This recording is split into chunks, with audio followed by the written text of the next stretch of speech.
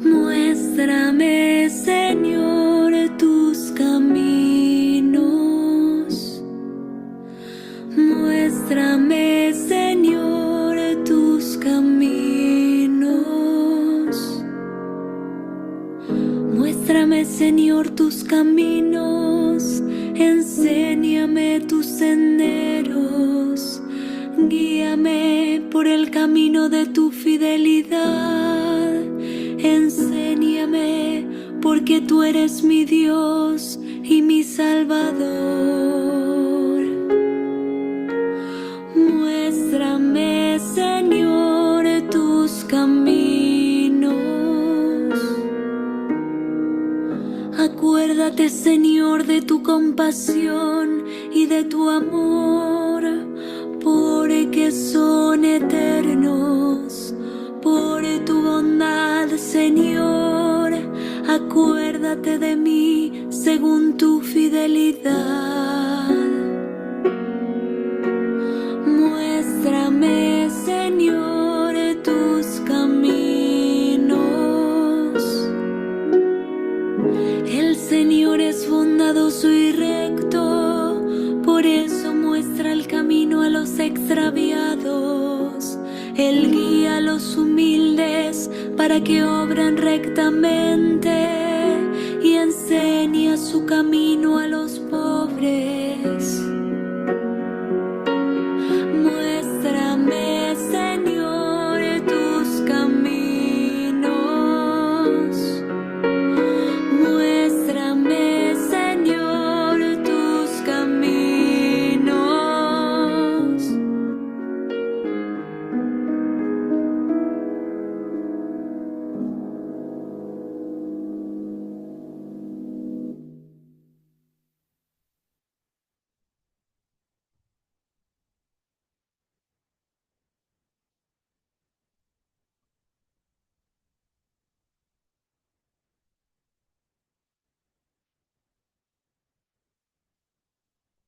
Hola, buenas noches. Qué gusto que nos volvemos a encontrar en nuestro espacio virtual de estudio bíblico, hoy día lunes 5 de mayo del año 2025. Vamos comenzando nuestra sesión como todas las ocasiones, dando alabanza y gloria a Dios por mediación de Jesús de Nazaret, nuestro rabí, nuestro maestro, nuestro Mesías. Y te invito a que juntos digamos en el nombre del Padre, del Hijo y del Espíritu Santo. Amén. Padre nuestro que estás en el cielo, santificado sea tu nombre. Venga a nosotros tu reino. Hágase tu voluntad en la tierra como en el cielo. Danos hoy nuestro pan de cada día. Perdona nuestras ofensas como también nosotros perdonamos a los que nos ofenden. No nos dejes caer en la tentación y líbranos del mal. Amén. También invocamos a María Santísima, la siempre virginal María, sierva de la Iglesia y sierva de Dios Padre. Dios te salve María, llena eres de gracia, el Señor es contigo. Bendita eres entre las mujeres y bendito el fruto de tu vientre Jesús. Santa María, Madre de Dios, ruega por nosotros pecadores, ahora y en la hora de nuestra muerte. Amén. E invocamos al Espíritu Santo y decimos, oh Espíritu Santo, don de Dios y fuerza de lo alto, fuente de agua brotante de vida eterna, desciende y mora en nuestros corazones. Haznos verdaderos adoradores del Padre. condúcenos a la plenitud de la verdad y transfórmanos en testigos de Jesús para llevar su nombre hasta los confines de la tierra. Amén. Gloria al Padre, al Hijo y al Espíritu Santo, como era ahora y siempre, por los siglos de los siglos. Amén. Bueno, pues le pedimos a Jesús de Nazaret y a su Espíritu Santo que, como todas las sesiones, nos acompañen esta noche, porque tenemos muchas cosas que ver, tenemos muchas cosas que escuchar y necesitamos que nuestros oídos se sensibilicen, igual que nuestro corazón y nuestra inteligencia, para poder entender todos sus designios y toda la palabra de Dios Padre. Esta ocasión, esta noche, nuestra intención particular obviamente va muy ligado al momento que estamos viviendo como partes, todos nosotros, de la Santa Iglesia Cristiana Católica. Estamos a 2 días de comenzar el cónclave para la elección del sucesor de Pedro, y sabemos nosotros, porque estamos estudiando la palabra de Dios, que los designios son inescrutables y que aquí no tiene cabida expectativas, encuestas, tendencias, nada de eso. La palabra de Dios es omnipotente, es omnisciente, te lo recuerdo, significa que es la sabiduría plena al máximo, omnipotente, que para él no hay nada imposible. Y pues para que nos quede claro, también omnipresente, porque está en todas partes. Por lo tanto, como el salmo que escuchamos esta noche de apertura, está basado este salmo número 5 en oración ante el peligro. Esta oración, que se le atribuye la letra al rey David, se fue conformando por 23 distintos versículos en los cuales, por identidad nacional, después de regresar del destierro, el pueblo judío, el pueblo hebreo, suplicaban a Dios Padre, a Yahvé Dios para ellos, su intercesión, su guía, su enseñanza, su protección. Nosotros, nuevo pueblo de Israel, ahora invocamos también en esa misma oración, la protección divina, para que el Espíritu Santo se muestre ante los cardenales electores y los lleve a que se cumpla la voluntad de Dios. Y la Virgen María, que es la sierva del Señor y que es también la custodia de la Iglesia de Jesús, su Hijo, pues también se manifieste y acompañe y lleve al feliz término en que la voluntad de Dios se muestre y que podamos tener la certeza de que no puede haber una mejor decisión. Te lo pedimos de corazón, creemos en su bondad y misericordia y estamos seguros que en la esperanza vivimos, y con esa confianza sabemos que los resultados van a ser los que Dios Padre quiere, los que Jesús de Nazaret les pide a Dios Padre, y que el Espíritu Santo se manifestará en estos mismos, en este mismo cónclave, y que María Santísima, custodia de la Iglesia, seguirá llevando esa barca por las aguas turbulentas de este mundo a buen puerto. Y nada más, para que terminemos de hablar de ese Salmo 25, te dije que son 23 estrofas, porque es lo que se le conoce como un salmo alefático, o sea, un salmo que tiene un verso por cada letra del alfabeto hebreo de aquellos tiempos. En aquellos tiempos el alfabeto hebreo no tenía vocales y entonces únicamente eran 23 sus signos.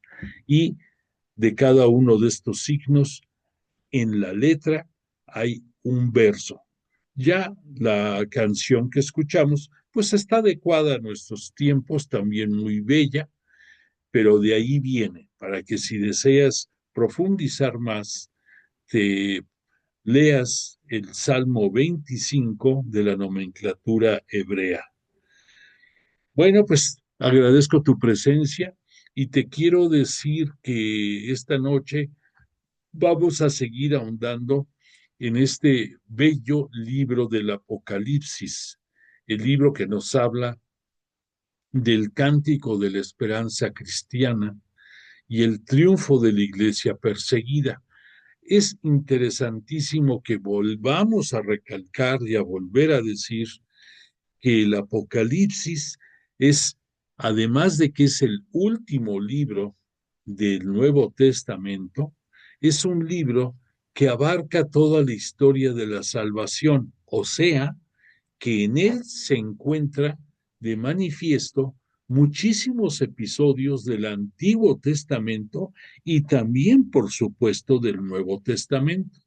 Por lo tanto, no solamente es el libro último del Nuevo Testamento, de los 27 libros del Nuevo Testamento, sino es el último libro de toda la Sagrada Escritura, de los 73 libros que la conforman, por un lado. Por otra parte, te quiero volver a recordar que muchas ocasiones nos confundimos por todas las tendencias y por todos los momentos de oportunidad que en diversos tiempos ha servido para, bajo el nombre de Apocalipsis, de hacer películas, de hacer historias, narrativas, en que se cita de una manera coloquial muchos de los símbolos que contiene el libro del Apocalipsis, pero que el libro del Apocalipsis, repito, fue escrito a finales del primer siglo, o sea, hablamos del aproximadamente el año 95, y nos habla primordialmente de todo el asedio de las naciones contrarias a la nueva religión cristiana. Concretamente, estamos hablando de Roma, de la Roma imperial, que en dos ocasiones, más o menos por entre el año 52 y 56, y posteriormente entre el 90 y 95, ataca en forma despiadada a los integrantes de la nueva iglesia, que ya antes se habían dado asedios anteriores, concretamente cuando fue el triste episodio del martirio de Esteban, que estamos hablando se dio por el año 34 más o menos de nuestra época, y posteriormente cuando el emperador Claudio, más o menos por el año 47-48, expulsa de Roma a toda la comunidad judía. Entonces ahí, obvio, hay dos momentos, hay dos tiempos de asedio contra los nuevos integrantes de la iglesia, pero nada comparable a la persecución tanto de Nerón como también de la que se desarrolló entre los años 90 y 95 también. Entonces, nada tiene de comparación con lo vivido anteriormente. Y que además, si a esto le agregamos la ruptura que se dio entre la iglesia cristiana y entre el judaísmo, después del año 70, en que te recuerdo, es el año en que el imperio romano destruye el templo de Jerusalén, y como consecuencia también de esto se dan dos eventos posteriores. Uno que se llama el conocido como la reunión de Jamnia, o algunos lo llegan a conocer como el concilio de Jamnia, que no es concilio porque no es de la Iglesia Cristiana Católica, sino fue una reunión en que los dirigentes religiosos judíos decidieron prohibirle a los nuevos integrantes de la comunidad cristiana católica que usaran sus sinagogas para la enseñanza cristiana. Entonces, todas estas cosas se van sucediendo en cadena y entonces, pues se vuelve un problema muy fuerte, un problema muy grande y pues se da todos los eventos de estas persecuciones. Pero pues ya dijimos, en realidad la, el imperio que asedia y que da origen a la narrativa del Apocalipsis es Roma. Roma y su Roma y su estilo de pensar y hacer creer a todo mundo que sus emperadores eran descendientes divinos, que es más, que eran Dios en la tierra, y que Roma era la ciudad, era el imperio, era la ciudad divina. Entonces, estas dos agravantes pues causaron muchísimo daño. Por lo tanto, pues hago estos comentarios porque tenemos que centrarnos en lo que es el fondo, la razón de ser, el tiempo que fue escrito y la trascendencia del Apocalipsis. Ya lo que posteriormente ha sido persecución de la Iglesia Cristiana Católica a lo largo de los 21 siglos que tiene de vida, pues ya es otra cosa. Tristemente pudiéramos decir, podemos actualizar y podemos decir que sigue habiendo persecución a la iglesia, que sigue habiendo opresores que nos dañan mucho y que obviamente lo que en el Apocalipsis se da como los tres pasos que identifica el proceso, por supuesto, se van a seguir manifestando con el paso del tiempo hasta la parucía del Señor, hasta que vuelva a venir Él en gloria y poder a ponernos a todos en orden, a juzgar a vivos y muertos. Y esas tres fases ya hemos hablado, pero te lo repito ahorita con gusto. La primera es la opresión de los reinos en contra de la Iglesia Cristiana Católica. La segunda fase se refiere al castigo y y a la sumisión que Dios desata en contra de los opresores. Y como tercer paso y consecuencia de esto es el cántico de esperanza cristiana y el triunfo de la iglesia perseguida ya liberada de sus opresores. Y otro punto importante que debemos de considerar es que estamos estudiando todo esto, obviamente partiendo del libro en la propia Biblia, que siempre es la base de todo nuestro estudio, que estamos estudiando el Apocalipsis directamente en la Sagrada Escritura. Y un detalle que te quiero dar ahorita aprovechando esto es que no sé si has notado, pero en muchos momentos en que hablamos del Apocalipsis, yo me refiero al Apocalipsis de Juan y al Apocalipsis de Juan y al Apocalipsis de Juan. Esto es por lo siguiente.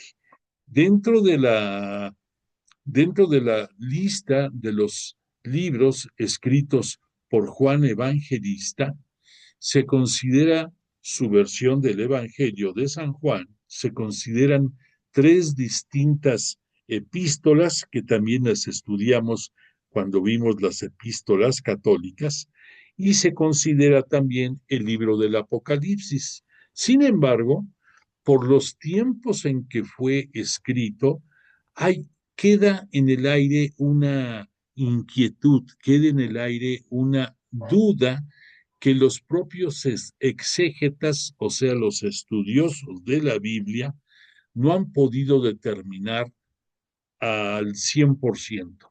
Esto se refiere, se presume, se cree que por el año 70, el propio San Juan hizo un borrador, pudiéramos decir, del libro del Apocalipsis. ¿Por qué? Porque tenía el material suficiente para hacerlo. Ya se había vivido las persecuciones de la época de Nerón por los años 50.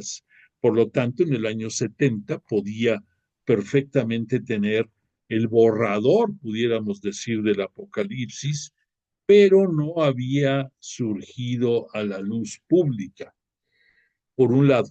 Por otra parte, es probable que quizás antes de haber ya traducido al griego el Apocalipsis y de darlo a conocer, más o menos esto se dio por el año 95, 96, probablemente el evangelista Juan ya había muerto. No tenemos una datación fidedigna que nos pueda dar la claridad. Por lo tanto, es probable que el libro del Apocalipsis haya sido complementado, haya sido terminado por la escuela de sus seguidores de San Juan.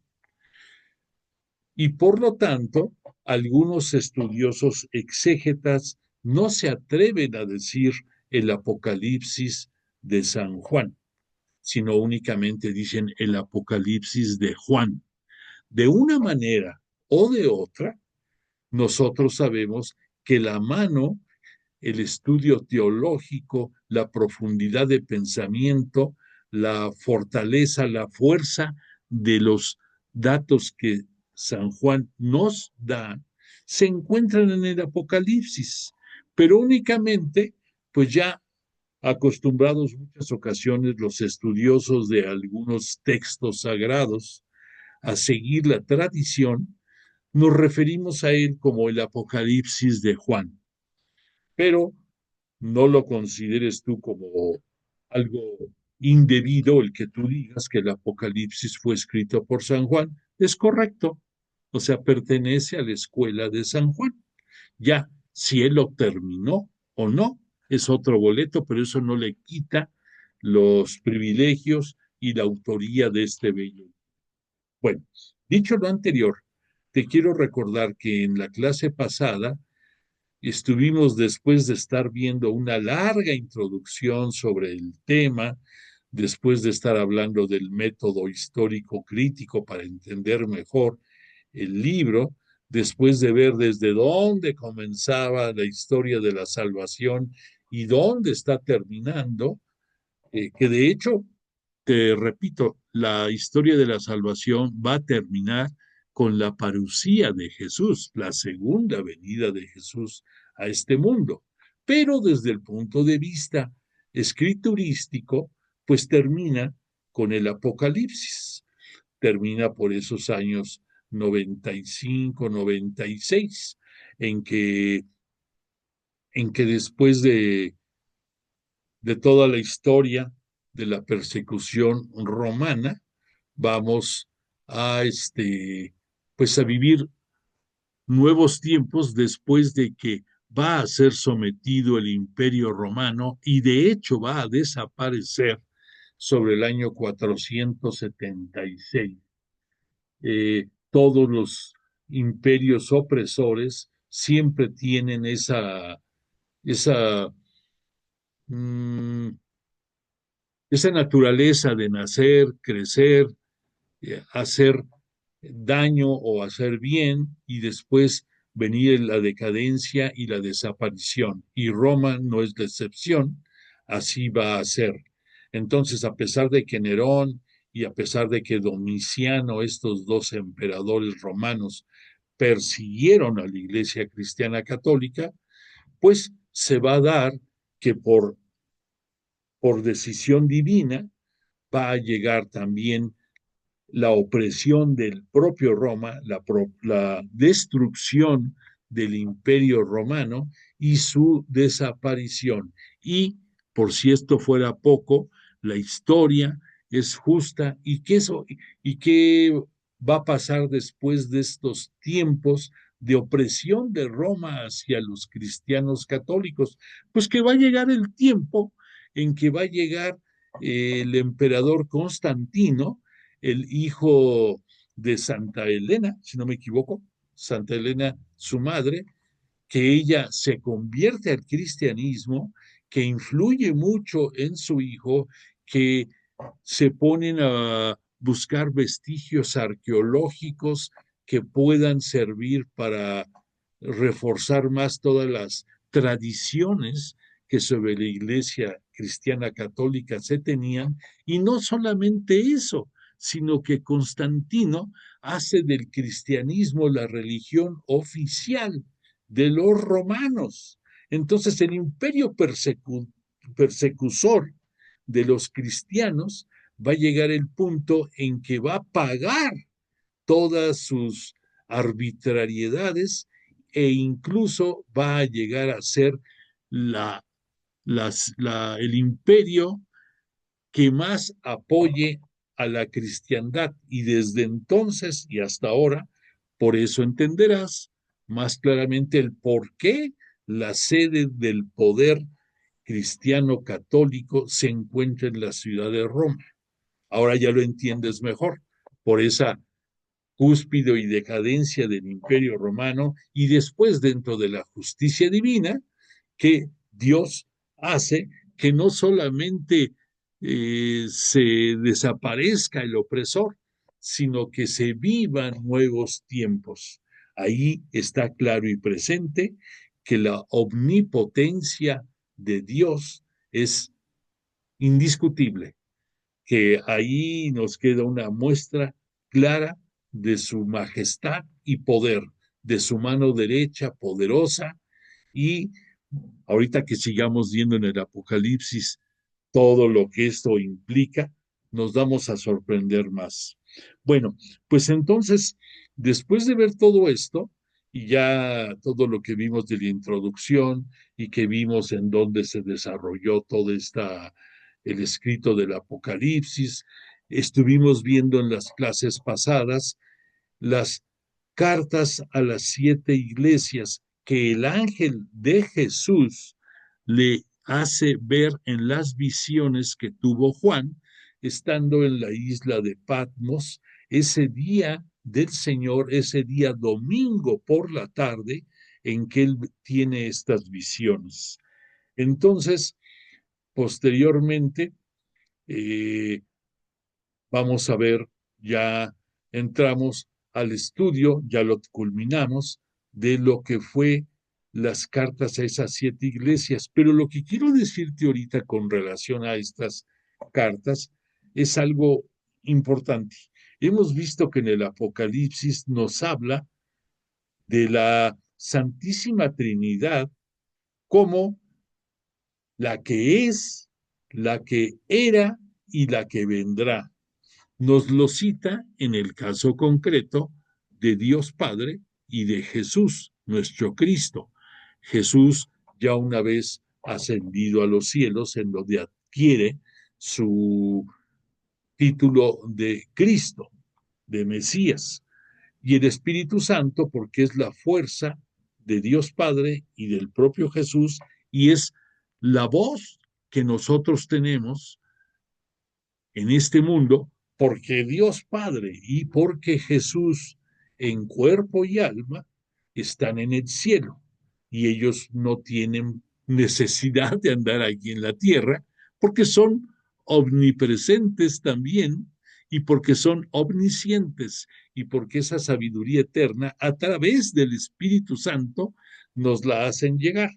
Ya para acabar con este comentario, recordemos que también la segunda persona que en cuerpo y alma también está en el cielo es la Santísima Siempre Virgen María, la custodia de la Iglesia, que por misericordia de Jesús nos hizo también Madre nuestra y que obviamente cuando se da su dormición y su asunción a los cielos, es la segunda persona que en cuerpo y alma está en el cielo. La primera, Jesús de Nazaret, la segunda, la Santísima y siempre Virgen María.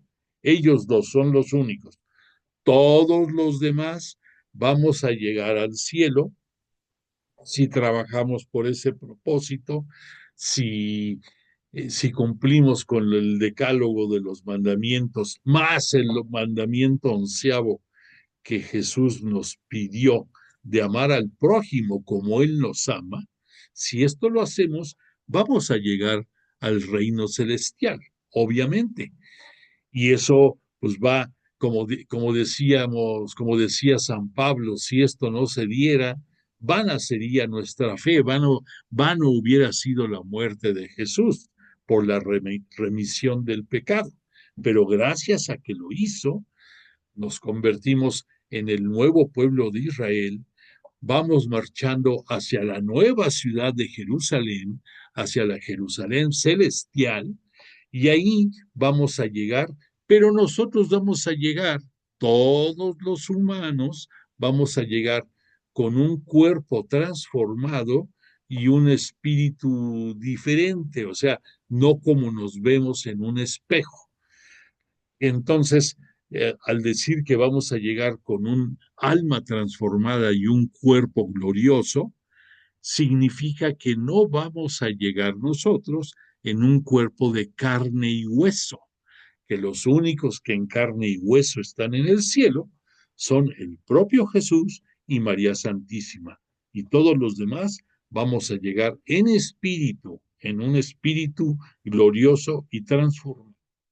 Bueno, dicho todo esto, todo esto partió del comentario de que las cartas de lo que el ángel le entregó a Juan, es una manera, pudiéramos decir, de poder manifestar el que es. ¿Por qué? Porque vimos que Cristo se pasea entre los 7 candeleros de las 7 iglesias a las cuales mandó esas cartas, terminando aquí con la Odisea. Aquí tenemos un pequeño resumen de lo que significan esas cartas, pero en el fondo lo que nos está hablando es del Cristo presente, del Cristo de este tiempo, del Cristo que vive y se pasea entre su iglesia. Y lo que aquí lo vimos que se paseó entre las 7 iglesias, que no eran las únicas de la zona del Asia romana, del Imperio Romano en Asia, actualmente lo hace entre todas las iglesias diseminadas en el mundo. Entonces, ese es el Cristo que es, pero en lo que vamos a estar viendo esta noche y en los próximos capítulos, vamos a profundizar mucho en el Cristo que era, en el Cristo y en el Dios que eran. Vamos a ver algunos fragmentos que nos va a remontar a momentos del principio de la historia de la salvación. Y entonces ahí vamos a complementar ya no solamente el Cristo que es, sino el que era, y vamos a entender mejor cómo termina esa aseveración y el que vendrá. Pues sí, porque va a venir al final de los tiempos en la parucía, y él va a venir ya como el sucesor regio de Dios Padre. Va a ser Jesús resucitado, Jesús el Cristo, Jesús el Mesías, el que va a venir con toda la gloria y poder sobre esa nube, que la nube sabemos que es una de las manifestaciones del Espíritu Santo y que va a venir a juzgar a vivos y muertos. Por lo tanto, en esta noche vamos a estar hablando, para que te ubiques, sobre el capítulo 4 del Apocalipsis, si estás viendo tu Biblia, para los que están viendo el libro del padre Carrillo Alday, en la página 51 vamos a empezar esta noche a reflexionar sobre el libro de los 7 sellos, para que nos ubiquemos. Y quiero referirme primero a lo que la Sagrada Escritura nos dice, porque siempre es lo fundamental, la Biblia. Y te voy a leer este capítulo 4, porque es indispensable que reflexionemos en su contenido. Escucha, dice el capítulo 4: después tuve una visión. Aquí el que está hablando es Juan, de ese domingo que tuvo la visión en que el ángel de Jesús, por beneplácito del propio Dios Padre, está manifestando la revelación a través del ángel a Juan. Perdóname. Y entonces ese mismo ángel le va a, se dirige a Juan y le dice, bueno, más bien dicho, Juan dice, después tuve una visión y vi una puerta abierta en el cielo, y aquella voz que me había hablado antes, parecido al sonido de una trompeta, me decía, sube acá, que te voy a enseñar lo que ha de suceder después. Al instante caí en éxtasis. Vi entonces un trono erigido en el cielo y a uno sentado en el trono. Me detengo aquí para poder hacer reflexiones de lo que hemos hablado ahorita. La visión, ya sabemos que en el Apocalipsis, el lenguaje apocalíptico significa que a través de visiones que tiene el escritor sagrado, las interpreta y las asienta por escrito, dándole interpretación a la visión que tuvo o a las visiones que tuvo. Por otra parte, vamos a ver aquí que la voz potente, la voz estruendosa que vamos a ver aquí y en muchos momentos del Apocalipsis es una forma de decir la voz potente y poderosa de Dios o la voz potente y poderosa de Jesús, del Cristo, del Salvador. Es una manera de expresarlo. Y lo que dice aquí, que, que le dice, que le dicen, ¿quién le dice? Pues el ángel que estaba intermediando entre Jesús y Juan, entre Cristo y Juan. Le dice, sube acá, sube al cielo, o sea, lo invita a que penetre al cielo y concretamente dentro de ese cielo va a penetrar a la gran habitación que nos va a describir en donde está el trono en el cielo. No te digo ahorita más hasta que llegue el momento apropiado. Entonces, pero lo interesante aquí es que le dice, te voy a enseñar, le dice el ángel, lo que ha de suceder después. Entonces aquí ya estamos profundizando, repito, ya no solamente en lo que es, sino en lo que fue, que ahorita vamos a sacar trapitos que nos digan lo que fue y lo que vendrá. Lo que vendrá es la visión que va a tener este Juan al penetrar en esa invitación que le hace el ángel. ¿Y qué dice Juan? Entonces, se supone que al igual que el templo de Jerusalén, en la tierra que hubo aquí, tenía ocho puertas, 2 puertas de cada lado de los puntos cardinales, norte, sur, este y oeste. Pues el cielo aquí también nos da una manifestación, el ángel del Señor, que va a entrar este Juan por una puerta, lo cual hace suponer que hay otras más, y que nos permite poder pensar en ese templo celestial ya en el cielo del derruido templo de Jerusalén. Pero aquí ya esto nos da una razón o una señal importante del por qué aquí en la tierra ya no va a volver a haber otro templo de Jerusalén. Dices tú, tú crees que con el poderío económico y con toda la fuerza que tiene la iglesia, también la religión judía, no hubieran podido hacer otro templo, pero no, ya no se va a volver a hacer. Y sus lamentaciones en el muro de los lamentos por la destrucción de ese templo, ahí quedó. Y porque Jesús cuando entró a Jerusalén les dijo a sus apóstoles lo que vamos a entrar y de lo que ustedes están viendo, no quedará piedra sobre piedra. Se volvió ahí un Jesús profeta que nos habló de la próxima destrucción del templo de Jerusalén.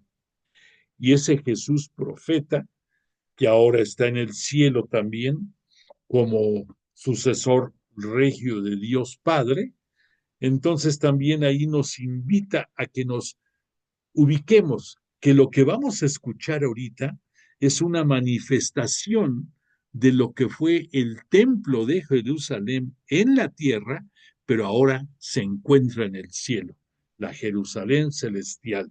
¿Y sabes por qué esto tiene un sentido lógico? Recordarás que cuando Jesús muere en la cruz, dentro de la narrativa que nos hacen los evangelistas nos dicen, y el, la tela del templo, o sea, la cortina del templo se rasgó de arriba a abajo. Independientemente del sentido físico que esto manifiesta, porque nos hablan de terremotos, nos hablan de oscuridad, todos los eventos que se dan juntos con la muerte de nuestro Mesías y Señor. El significado teológico de esto quiere decir que en ese templo de Jerusalén, por favor, apaguen su micrófono, alguien lo tiene prendido, por favor. Entonces, ese templo de Jerusalén terrenal que tenía distintas zonas y que había uno que era el santo y otro el santo de los santos y que los dividía una cortina. Y esa cortina únicamente la traspasaba el sumo sacerdote en turno el día de la expiación para pedir perdón por sus propios pecados y por los pecados del pueblo, en la inteligencia, en la creencia de que Yahvé Dios, Dios Padre para nosotros, les iba a dar el perdón y que iban a ofrendar un cordero y que por la sangre de ese cordero que las aspersaba el sumo sacerdote entre el pueblo, iban a quedar perdonados. Nosotros sabemos perfectamente que esto no es así, porque gracias a Jesús de Nazaret, con su muerte y entrega de su vida y de su sangre en la cruz, entonces cambiaron las cosas, cambiaron las cosas. 5 de mayo. Permítame, 5 de mayo. Perdón, el que está diciendo del 5 de mayo, apague su micrófono, ¿no? Sabemos que sí es 5 de mayo, pero nos está interrumpiendo. Bueno, entonces estamos diciendo de esa Jerusalén celestial. Bueno, entonces, si esto no hubiera sido así por la muerte de Jesús, pues entonces no entenderíamos bien el por qué la narrativa del salón que nos va a presentar ahorita Juan. Y entonces, dice aquí Juan, vi un trono erigido.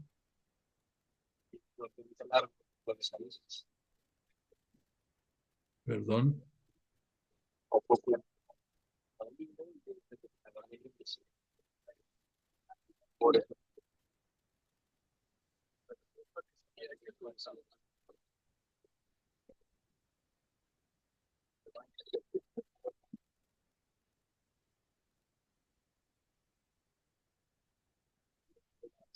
Vi un trono erigido y uno sentado en el trono. Y aquí, perdóname, pero vamos a silenciar de nuevo a todos porque no nos hacen caso. Ok, ya quedaron silenciados todos. Ok, bueno, entonces me quedé que está describiendo lo que ve al llegar a esa gran área, Juan, en el cielo. Dice, vi un trono erigido en el cielo y uno sentado en el trono. No nos dice quién, sino uno sentado en el trono. El que estaba sentado tenía el aspecto del jaspe y la cornalina, o sea, piedras preciosas de un gran brillo, de una belleza extraordinaria. Y su trono estaba nimbado por un arco iris que parecía una esmeralda. Aquí te quiero dar un dato curioso. ¿Qué sucedió cuando Yahvé, Dios Padre para nosotros, después del diluvio universal, le prometió a Noé que no iba a volver a haber una inundación y acabar con toda la humanidad como se dio en ese momento, porque dentro de su sabiduría lo consideró que era lo que había que hacer? Y como una manifestación, como un signo sensible de este pacto que emanado de Dios Padre, de Yahvé Dios, le ofrecía a Noé, ¿cuál es el signo sensible? El arco iris. ¿Y qué nos está diciendo aquí Juan?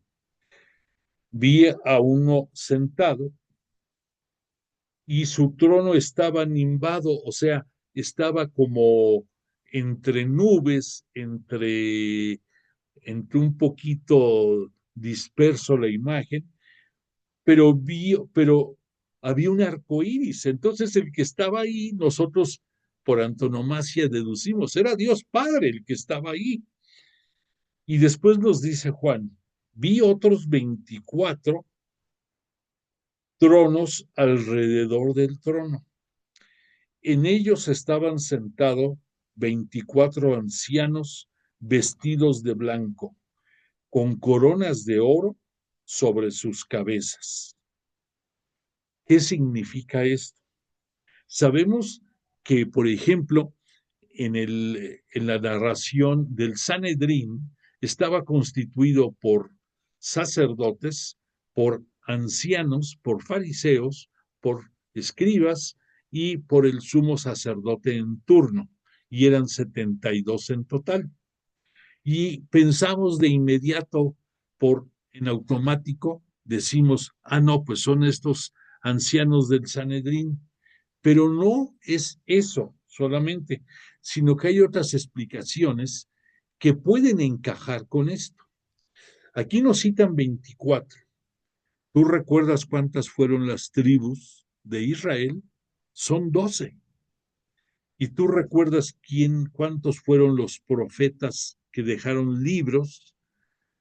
Los patriarcas son también 12. ¿Y recuerdas cuántos son los apóstoles? Son también 12. ¿Y recuerdas cuántas horas tiene el día? Son 24. Entonces aquí en esta desglose que hace Juan, puede encajar varias descripciones. Probablemente es la representación no solamente de algunos de estos integrantes de estos grupos, sino que por la vestidura blanca, ya hemos visto aquí en el Apocalipsis que el blanco es un signo, además de pureza, es un color que simboliza victoria. Y no se diga si hay una corona, y esa corona en sus cabezas Si es de oro, pues todavía nos habla de poder. Entonces, lo que tenemos que pensar, que la palabra anciano significa alguien con gran sabiduría, no una edad cronológica. Y entonces, estos 24 ancianos que está cada uno en un trono cercanos a quien está sentado en el gran trono, son cristianos católicos que en determinado momento, por, por su trayectoria, se convirtieron en gente poderosa y también se convirtieron en victoriosos. Pero te digo algo más interesante, deja que te lea un poquito más y luego te lo digo. Dice, del trono salen relámpagos y truenos, o sea, vamos a ver ahorita qué significa esto. Y se oye un gran estruendo. Delante del trono arden 7 antorchas de fuego, que son los 7 espíritus de Dios. O sea, para nosotros, los del Espíritu Santo. Pero recordemos que en la narrativa judía y en la narrativa del Nuevo Testamento, también se hablaba de los poderes de Dios, septiforme, tenía 7 poderes. Ahorita te los voy a volver a decir cuáles son, pero para que tengas una claridad, se habla de los poderes del Espíritu de Dios, del Espíritu Santo, y hay una especie de mar, cita aquí, un mar transparente semejante al cristal en medio del trono y en torno a los ojos por delante y por detrás. Vamos a ver ahorita los ojos de quién.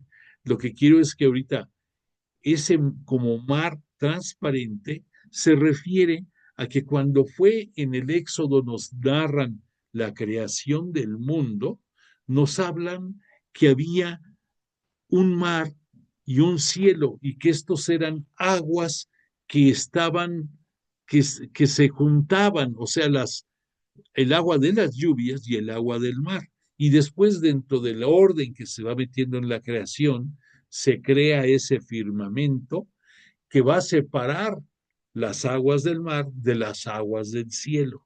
Y también nos habla de ese ruaj, de ese espíritu, de ese viento que prevalecía sobre las aguas.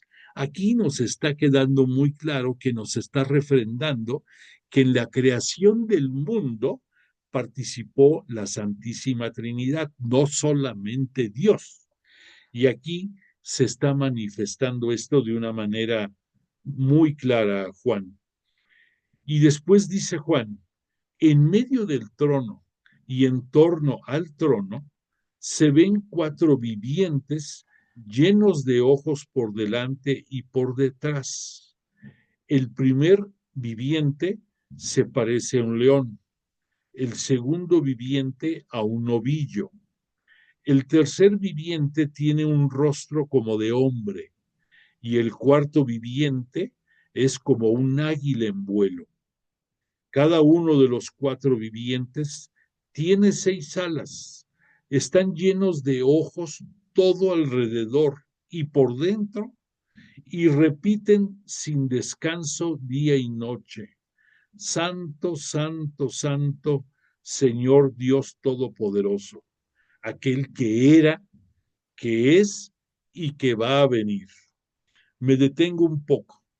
Los 4 vivientes es una manera de hablar del mundo, de los 4 puntos cardinales, de los 4 orígenes del viento que puede venir del norte, del sur, del este o del oeste.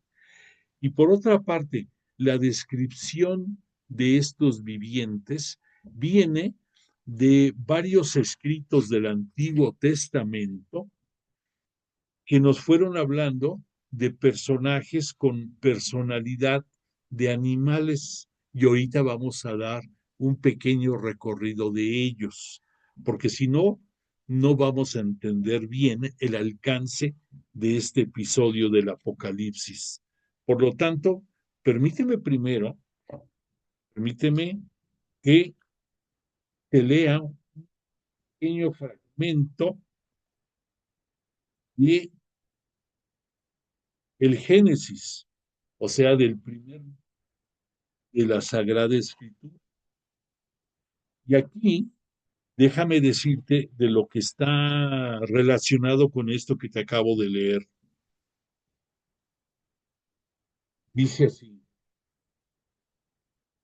lo que estamos viendo, bueno, pero perdóname, para que quede más claro, permíteme leer un poquito más para que podamos comprender mejor. Perdóname, es que, híjole, esto es algo muy interesante lo que tenemos que ver.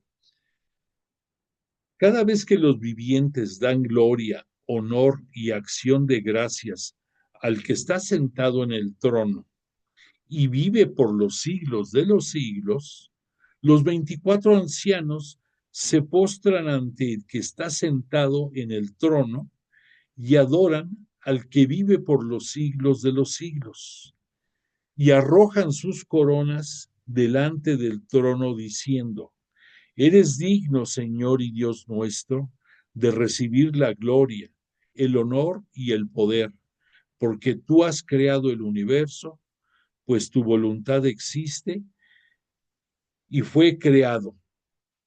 O sea, porque todo lo que el universo existe fue por la voluntad de Dios Padre. Nosotros ya vemos aquí que es por voluntad de la Santísima Trinidad y existe porque fue creado por ellos. Después, para que podamos redondear la enseñanza, dice, vi también en el que estaba sentado en el trono, vi que el que estaba sentado en el trono, perdóname, sujetaba con su mano derecha un libro, escrito por el anverso y el reverso, y sellado con 7 sellos. Y vi un ángel poderoso que proclamaba con voz potente, ¿quién es digno de abrir el libro y arrancar sus sellos? Pero nadie era capaz, ni en el cielo, ni en la tierra, ni bajo tierra, de abrir el libro ni de leerlo. Yo no paraba de llorar, porque no se podía encontrar a nadie digno de abrir el libro ni de leerlo. Pero uno de los ancianos me dijo, no llores, pues ha triunfado el león de la tribu de Judá, el retoño de David. Él podrá abrir el libro y sus 7 sellos. Me detengo aquí un poquito, que ya tenemos otros datos interesantes para poder escrutar. Entonces, te repito, déjame ponerte aquí la, imagen de lo que vamos a estar hablando para que vayas adentrándote en esta belleza de narración. Y me quiero referir para que entendamos un poco de lo que vamos a hablar. En el Éxodo, en el capítulo 3, cuando Moisés, después de que había cuidado a las ovejas de su suegro Jetro, y le llamó la atención lo que veía en el monte Horeb, subió hasta donde pudo de ese monte, que es lo que se consideraba este monte como la montaña de Dios. Y allí se le apareció un ángel de Dios, un ángel de Yahvé, que ese ángel estaba en la llama de una zarza ardiendo, que no se consumía, pero que ardía. Y entonces Moisés pensó, voy a acercarme para ver este extraño caso. ¿Por qué no se consume la zarza? Cuando Yahvé, Dios, vio que Moisés se acercaba para mirar, le llamó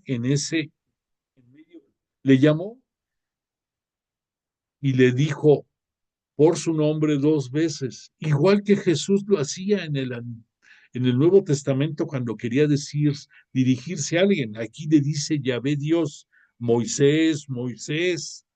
Él respondió, aquí estoy.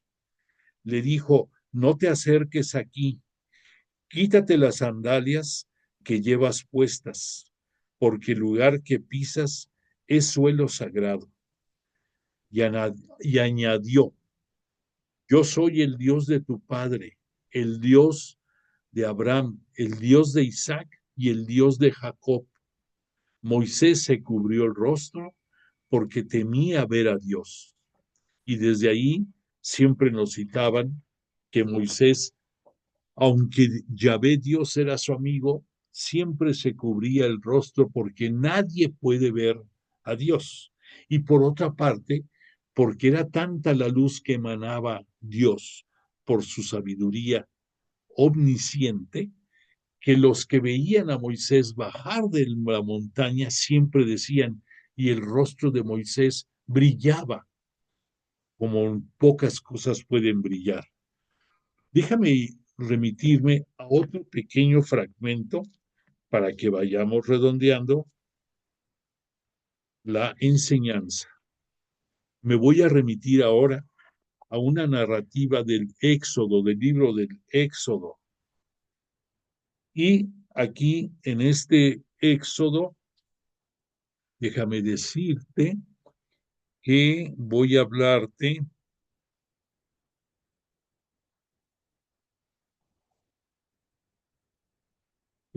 aquí ahorita, permíteme, de la alianza en el Sinaí. Dice así, lo que importa de esta narrativa. Al cumplirse el tercer mes de la salida del país de Egipto, del pueblo de los israelitas, llegaron al desierto del Sinaí. Habían partido de Refidín. Una vez llegados al desierto del Sinaí, los israelitas acamparon allí frente al monte. Moisés subió al monte de Dios. Yahvé lo llamó desde el monte y le dijo, habla así a la casa de Jacob y anuncia a los hijos.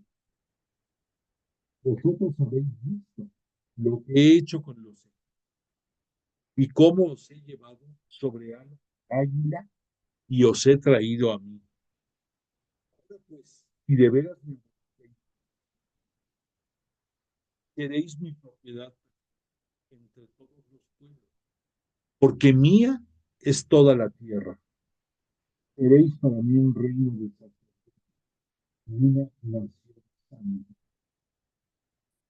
Y la manifestación previa a este mensaje divino era que todo el pueblo israelita, el futuro pueblo de Israel, el hebreo, escuchaban truenos y veían relámpagos y oían unas voces como de trompeta y era toda la manifestación divina. Y únicamente Moisés se podía acercar un poco más a esto. Pero aquí lo interesante es el mensaje que Yahvé Dios está dando, que los va a hacer su pueblo de su propiedad y que los va a hacer un reino de sacerdotes y una nación santa. Luego, por otra parte, déjame ir a otro pequeño fragmento para seguir redondeando esto.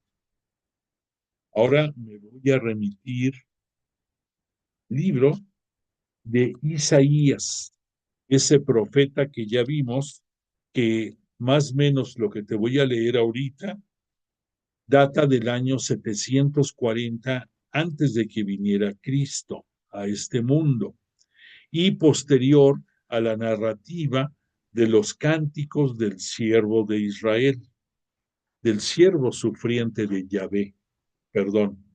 Concretamente aquí Isaías, después de hablar de estos cantos del sufriente, nos va a hablar del libro del Emanuel, del libro del futuro Salvador, y nos va a decir, escucha y ata con lo que está viendo Juan. El año de la muerte del rey Osías, dice Isaías, que también tuvo visiones apocalípticas. Vi al Señor sentado en un trono, excelso y elevado, y sus aldas llenaban el templo, o sea, sus aldas, todos los ángeles llenaban el lugar, el templo. Unos serafines se mantenían erguidos por encima de él, del trono. Cada uno tenía 6 alas. Con un par se cubrían la faz, con un par de alas. Con otro par se cubrían 2 pies, y con el otro par aleteaban estos serafines. Permíteme un segundito. Hay un mensaje aquí, perdóname, déjame ver.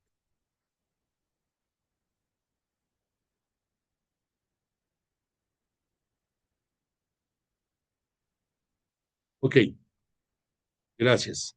Ya vi el mensaje. Te lo vuelvo a repetir porque no se escuchó muy bien. Dice en el libro de Emanuel el profeta Isaías: el año de la muerte del rey Osías, vi al Señor sentado en un trono excelso y elevado, y sus aldas llenaban el templo. Y ya vimos la descripción de las 6 alas, 2 en la faz, 2 en los pies, y 2 aleteaban para mantenerse volando. Uno de estos representaciones, de estas aldas, gritaba: Santo, Santo, Santo, Yahvé Sebaot, o sea, Yahvé de los ejércitos. Llena está toda la tierra de tu gloria. Se conmovieron y hasta los dinteles, o sea, hasta el marco de todas las puertas, y decía Isaías: ay de mí, estoy perdido. Algo muy similar a lo que Juan está diciendo y llorando de lo que está viendo. Entonces hay una liga muy grande. Y después de esto, quiero comentarte, quiero comentarte otro detalle más. Permíteme que localice la página. Aquí, en en el profeta Ezequiel, también nos va a dar una narrativa que nos va a ubicar un poco con lo que está pasando en el Apocalipsis. Y este Ezequiel, que se le conoce como el profeta del Espíritu Nuevo, del Espíritu de Yahvé, nos dice: un viento huracanado venía del norte, y vi una gran nube con fuego fulgurante y resplandeciente a su alrededor, y en su interior vi como el destello de un relámpago en medio del fuego. En el centro se veía la figura de 4 seres, cuyo aspecto era parecido al de una figura humana. Cada uno tenía 4 caras y 4 alas. Sus piernas eran rectas y la planta de sus pies se parecía a una pezuña de buey. Refucían como el fulgor del bronce bruñido.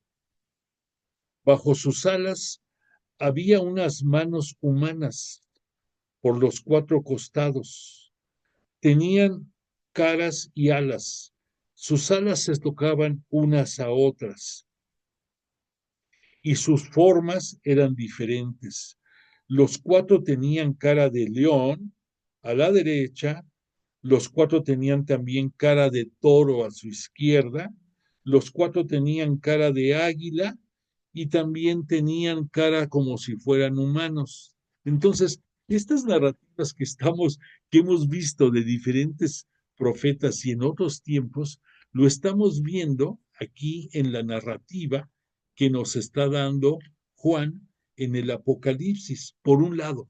Por otra parte, en las narrativas que te mencioné, se presenta la presencia poderosa de la mano derecha de Dios en medio de fuego, en medio de estruendo, en medio de sonidos de trompeta, en medio de un ambiente, pudiéramos decir, impactante. Entonces, se repite la presencia de Dios en estos momentos. Pero aquí, la visión que está viendo Juan, te la voy a redondear ya un poquito más con la narrativa que nos hace el padre Carrillo. Después tuve una visión, dice este Juan. He aquí que una puerta estaba abierta en el cielo, y aquella voz que había oído antes, como voz de trompeta que hablaba conmigo, me decía: sube acá, que te voy a enseñar lo que ha de suceder después, lo que ya hemos estado reflexionando. Y al instante fui arrebatado en espíritu. No menciona que haya sido arrebatado en cuerpo y espíritu él, solamente en espíritu llega al cielo en ese momento. Y dice, después de haber manifestado la situación actual de las iglesias de Asia, lo que ya es, nos está presentando aquí el escritor sagrado lo que ha de suceder, lo que será el castigo final, lo que será la debacle de Roma, del imperio romano, de los emperadores y de sus reyes vasallos que juntos persiguieron a la iglesia. Ellos, simbolizados en el dragón que vamos a ver más adelante en otro capítulo, y las bestias van a ser aniquilados.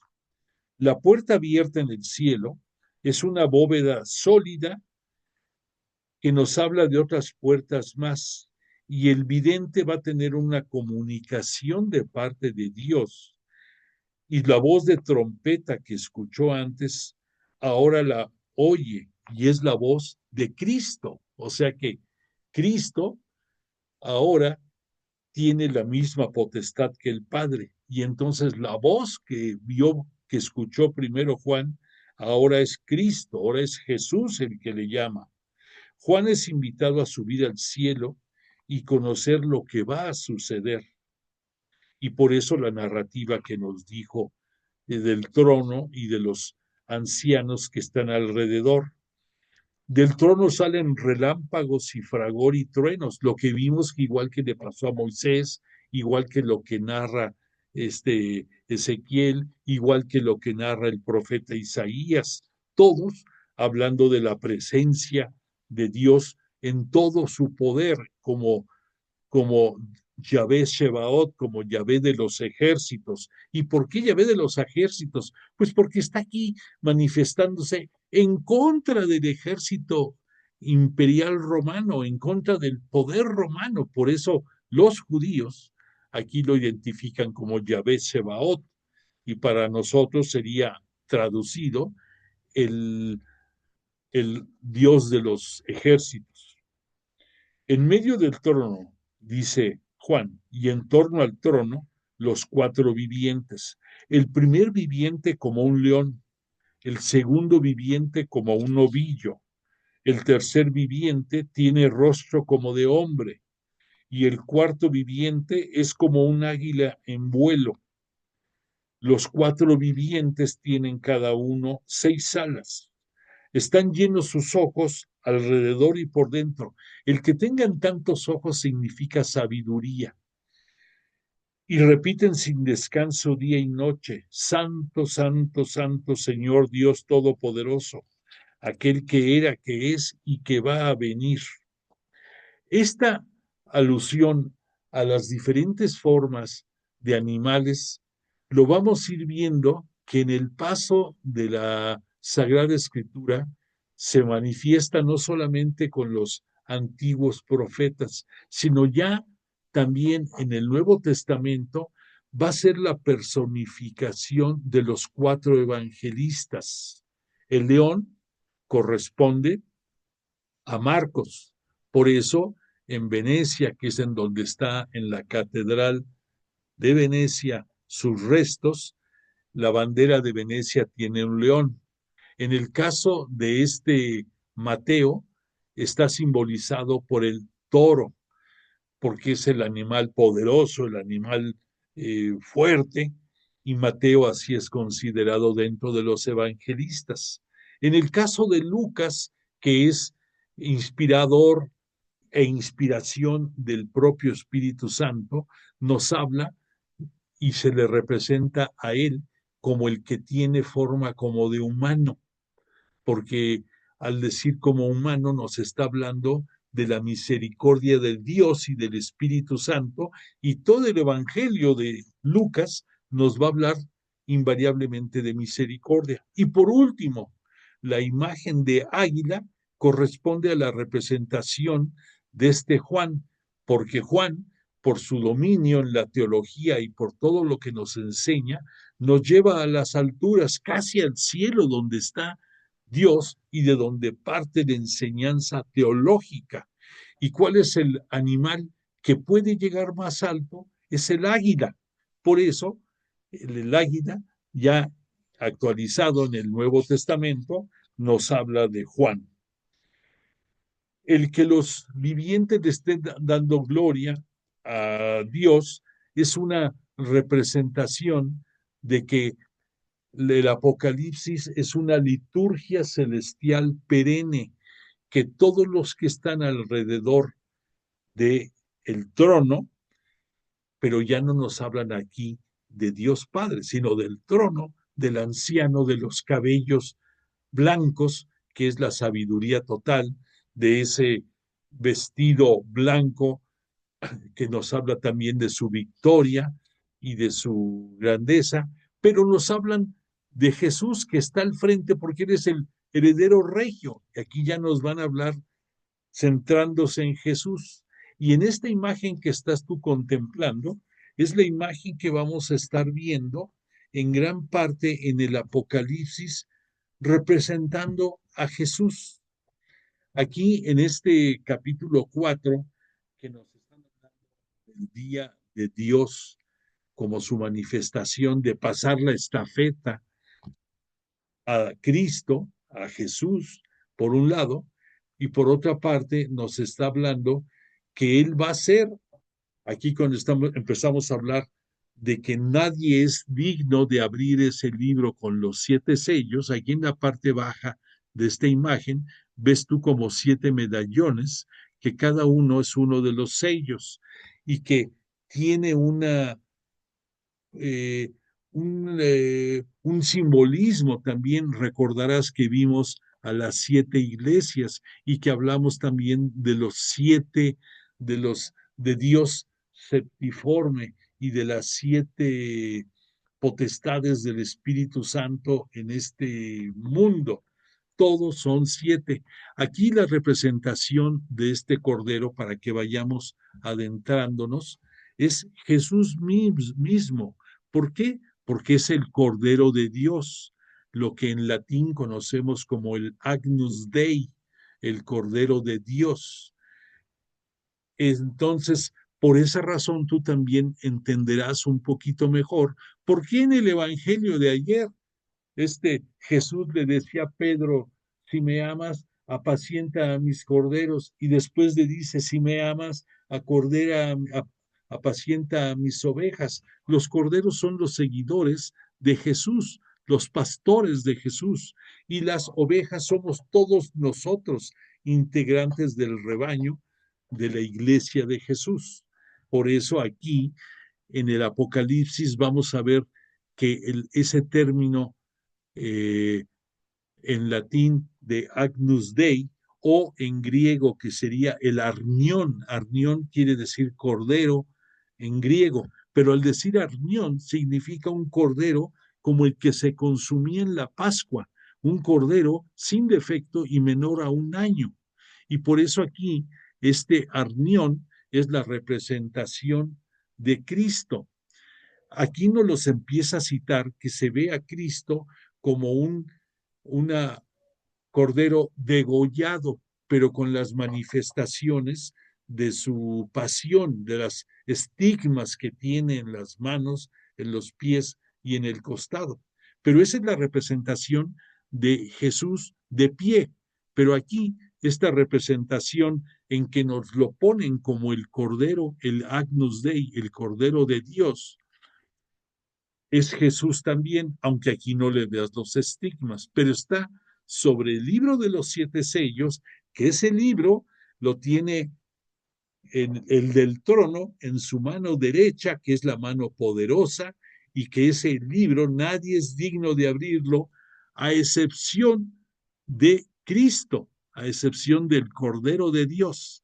Y por último, tú vas a ver aquí no salió el color, pero en el banderín que porta este Cordero, para que te ubiques, tiene un fondo blanco, el original, y es una cruz estilizada en color rojo, por supuesto, que significa sangre, que significa que el Cordero de Dios, por su sangre derramada, nos redime del pecado. Y entonces, después de su gloriosa ascensión, para ser glorificado, se convierte en nuestro Cristo Mesías y Señor, en el Rey de Reyes y Señor de Señores. Pero entonces, esta es una representación de la otra que también nos cita aquí cuando se ve a Jesús de pie como cordero degollado, pero de pie. Y el que esté de pie, pues es obvio, por su muerte y resurrección, conquista al nuevo pueblo de Israel, del cual pertenecemos nosotros. Déjame decirte ahorita algo que también quizás no habías imaginado, pero haciendo un poco de eco con lo que ayer vimos en el Evangelio, que Jesús, después de que no habían pescado nada, y les dice, lancen la red a su lado derecho y sacan 153 grandes peces. Te voy a decir lo que significa. En aquel tiempo se pensaba que las distintas especies de peces que se conocían eran 153, independientemente de que desde el punto de vista matemático, si tú trazas un triángulo y lo llenas con todos los números, vas a ver que los números primos que ahí se pueden poner, la suma de esos números primos da también 153, pero en el fondo lo que significa es los 153 peces son todas las razas del mundo conocido en aquel tiempo, eh, que son los que Jesús con su muerte y resurrección redimió y constituye el nuevo pueblo de Israel. Y por último, cuando Jesús les dice a los apóstoles, lancen la red del lado derecho, un detalle curioso que nadie se da cuenta. Están hablando que están en el lago de Tiberíades, que es el mismo que el lago de Genezaret. ¿Y qué se encuentra al lado derecho de ese lago? Se encuentra todos los terrenos paganos, todas las tierras de gentiles y de no creyentes y de no judíos. Entonces, ¿cuál es el mensaje que les está dando Jesús ahí al sacar tantos peces? Váyanse a la derecha, o sea, váyanse a extender la iglesia cristiana católica a todas esas zonas no judías, no judías, y ahí es donde van a hacer gran pesca, y es a donde ya dirigidos por el Espíritu Santo, Pedro, Santiago y Juan desde Jerusalén van a estar dirigiendo la expansión de la Iglesia Cristiana Católica a la zona asiática del Imperio Romano, donde este Pablo va a convertirse en el apóstol de los gentiles y a donde van a ir creciendo en una forma muy significativa, independientemente de que también, obvio, en Israel, en la península del Sinaí, se fue extendiendo la iglesia. Bueno, este es un dato curioso que te quise comentar, que no tiene nada que ver con el Apocalipsis, pero que nos ayuda a entender qué fue lo que pasó ayer en ese evangelio, el porqué del cordero, el porqué de la oveja, el porqué de los peces, el porqué a la derecha. Bueno, entonces, después Juan, ya para cerrar aquí esto, en el versículo 10 dice, los 24 ancianos se postran ante él, ante el que está sentado en el trono, y adoran al que vive por los siglos de los siglos. y arrojan sus coronas delante del trono, diciendo: Eres digno, Señor y Dios nuestro, de recibir la gloria, el honor y el poder, porque tú has creado todas las cosas. Por tu voluntad no existían y fueron creadas. Pero aquí, después de haber visto las teofanías, como su significado en el Antiguo Testamento, de ver cómo se manifiestan en el Nuevo Testamento también los animales que nos citan, quiero decirte una cosa importante para cerrar esta clase. Así como esos ancianos lanzaron sus coronas al que está en el trono y le brindan honor, gloria y poder, ahí estás tú representado. En esos ancianos estás tú, porque tú también, desde tu bautismo, recibiste la unción del Espíritu Santo, recibiste las virtudes del Espíritu Santo para que las conviertas en carismas con el paso de tu desempeño en el servicio, y también porque desde tu ingreso a la Iglesia Cristiana Católica eres profeta, eres sacerdote y eres rey. Entonces tú también, cuando llegues al cielo, vas a poder tu corona de rey, porque diste servicio a los demás, vas a poder presentársela al Cordero degollado, y vas también a poder portar esa túnica blanca de victoria y de poder, y también vas a darle culto y gloria eternamente al del trono. Bueno, pues esto fue a manera de introducción lo que vamos a seguir viendo dentro de este capítulo 4 del libro de los 7 sellos, que se va a poner muy interesante todo lo que vamos a ver. De momento le agradecemos muchísimo a Jesús de Nazaret y a su Espíritu Santo la misericordia de que nos acompañan y guían, y yo a ti te agradezco tu presencia. No olvides de seguir pidiendo al Espíritu Santo, a la Virgen María y a Jesús de Nazaret por su iglesia, por nuestra iglesia, porque tengamos la sensibilidad y la certeza de que quien va a ser electo es el que el Espíritu Santo va a querer que sea, por decisión de Dios Padre, por el poder de Jesús de Nazaret y su iglesia, y por la custodia de la Virgen María, que va a seguir viendo por siempre hasta el fin de los tiempos por nuestra querida iglesia. Que tengas una buena semana, manda constancia de tu presencia, y te pongo la canción de cierre y agradezco de nuevo tu presencia. Que descanses, ¿eh?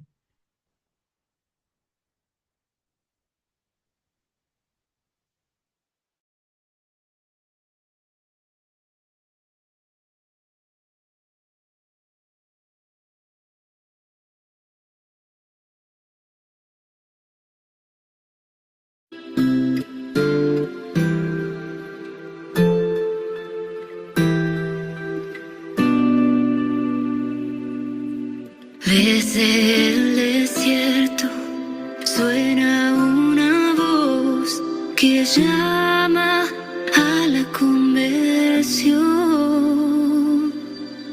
En los valles muertos, vida nueva habrá, el polvo florecerá.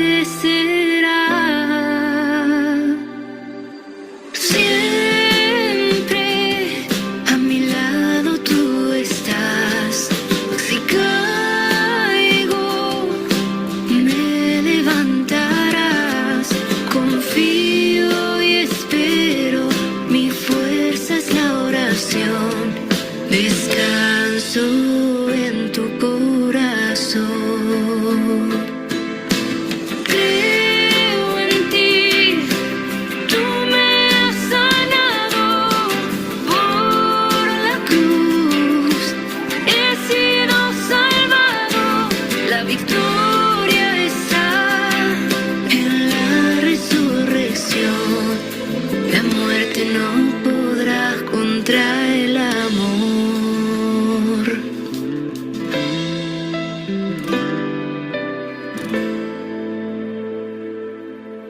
Desde las montañas se asoma el sol que alumbra con su esplendor.